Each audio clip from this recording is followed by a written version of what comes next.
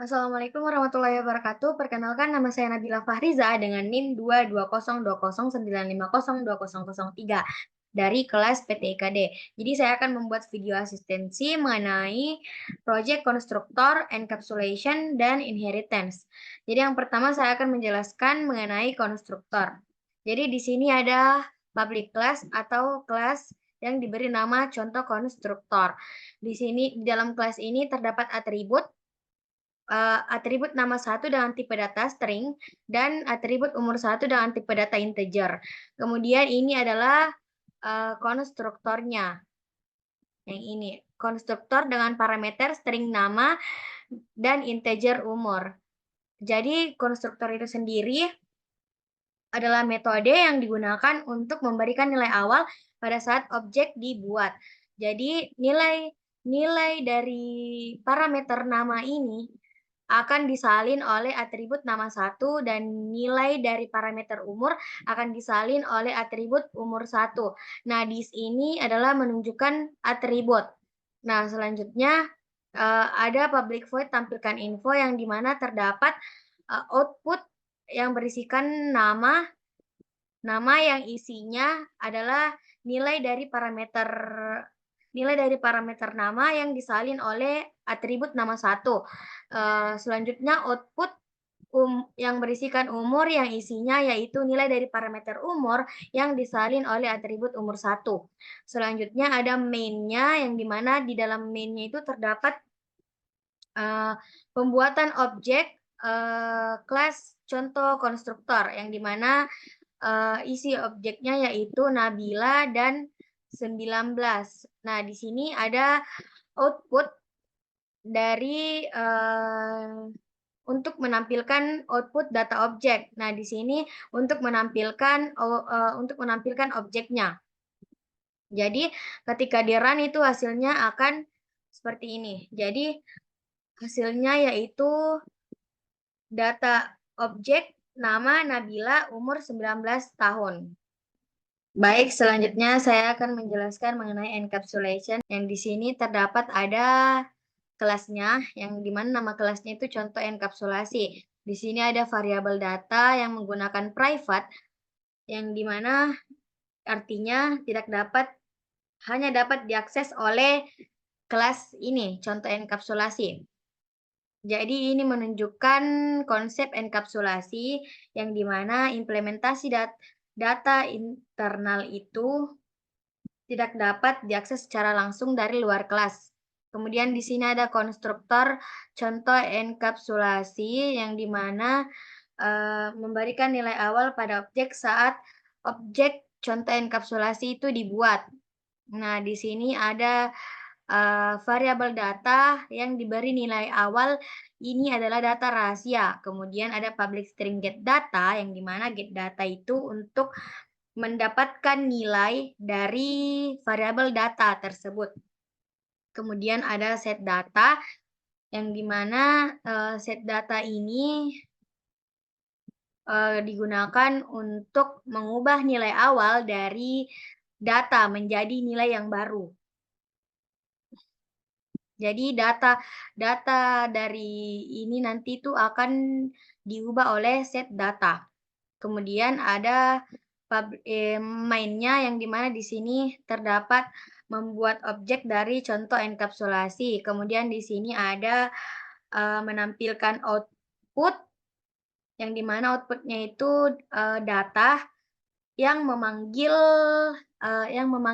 metode get data untuk mendapatkan nilai awal dari data. Nah, nilai awal dari data itu yang ini. Ini adalah data rahasia. Kemudian yang ini itu untuk memanggil metode set data yang dimana di sini tuh nilai awal dari datanya itu diubah menjadi nama saya Nabila. Kemudian di sini untuk menampilkan output data setelah diubah, lalu memanggil lagi get data untuk menampilkan data setelah diubah. Jadi ketika di run itu hasilnya seperti ini. Nah, data ini adalah data rahasia. Jadi data awalnya itu ini adalah data rahasia. Kemudian data setelah diubah, nama saya Nabila. Selanjutnya, saya akan menjelaskan mengenai inheritance atau pewarisan. Jadi pada inheritance itu ada yang mewariskan dan ada yang diwariskan. Nah, dan ada juga, apa yang diwariskan. Jadi di sini ada kelas dasar. Nah, kelas dasar ini yang mewariskan. Nah, di dalam kelas dasar ini terdapat atribut atribut name 1 dengan tipe data string, kemudian ada konstruktornya dengan parameter name. Jadi nilai dari parameter name nantinya itu akan disalin ke atribut name 1. Nah, selanjutnya ada metode introduce yang menampilkan output halo saya. Di sini ini adalah untuk menampilkan output halo saya, yang isinya itu nilai dari parameter name yang disalin oleh name 1. Kemudian di sini ada kelas princess. Nah, kelas princess ini adalah kelas yang diwarisi oleh person atau extends ini adalah menurunkan dari person, artinya menurunkan dari. Jadi, kelas princess ini diwarisi oleh kelas person, yang di mana, kelas princess ini bisa juga disebut dengan kelas turunan. Nah, di dalam kelas turunan ini terdapat atribut tambahan yaitu kingdom 1. Nah, di sini ada konstruktornya. Nah, di sini ada string name. Ini adalah warisan dari, kelas person. Jadi konstruktor person itu akan muncul di kelas princess. Nah, supername ini yang digunakan untuk menampilkan konstruktor dari kelas dasar dan kelas turunan. Dan, kegunaan lainnya yaitu untuk menginisialisasi atau memberikan nilai awal pada parameter, pada objek, memberikan nilai awal pada objek. Jadi di sini nilai parameter kingdom nantinya itu akan disalin ke atribut kingdom 1. Nah, di sini ada metode royal greetings yang isinya yaitu menampilkan output dari kerajaan yang isinya, nilai dari parameter kingdom 1 yang disalin oleh nilai dari parameter kingdom yang disalin oleh atribut kingdom 1. Nah, di sini ada public class contoh inheritance. Jadi di sini ini adalah main class-nya untuk menjalankan program. Nah, selanjutnya yaitu ada main yang isinya yaitu objek yang dibuat menggunakan kelas princess. Jadi, ketika kita menggunakan kelas princess nantinya itu akan, eee Memanggil memanggil metode dari introduce yang berasal dari, kelas atau kelas person. Nah, dengan, kelas princess juga, ini nantinya akan